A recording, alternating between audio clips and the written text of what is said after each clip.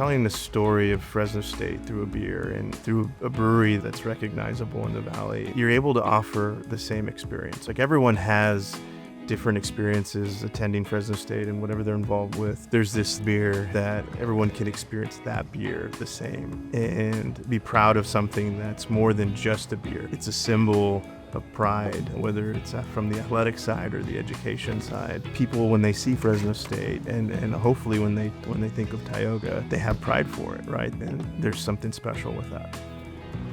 My history with Tioga goes way back to when I was still attending Fresno State. I had an internship as like a brand ambassador, and I loved what I did. And when I graduated, I put myself out there and asked if I could help turn this into a career for myself. I built a position as a brand manager, did that for 8 years until I became president, and here we are today.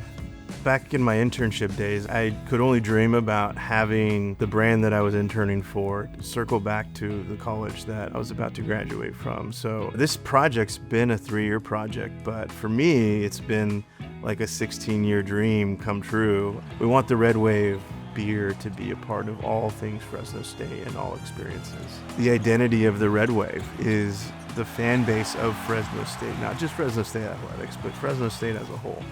That is the main reason why we landed on that as a name, because we want this beer to be the beer of all Fresno State. Anyone that has pride in Fresno State, they can see the Red Wave identity and relate to it and own it.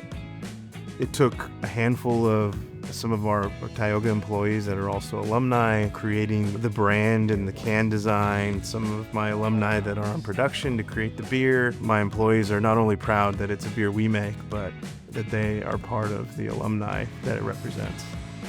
Historically, craft beer has been kind of the anti-mainstream. If it's a craft, I understand it. I know who made it. I know where they're located. And it's been about ingredients. It's been about intentionality and flavor. The intention with the recipe and the style was to have this mass appeal. That's why it's a light lager, which is the #1 style of beer that's consumed in the valley. What goes into it, how we make it, I mean, it's still very small batch. We have people tearing open bags of grain and loading our mill to be able to make this beer. It's not mass produced. There's a lot of handcraftness to it, and that's what makes that somewhat special.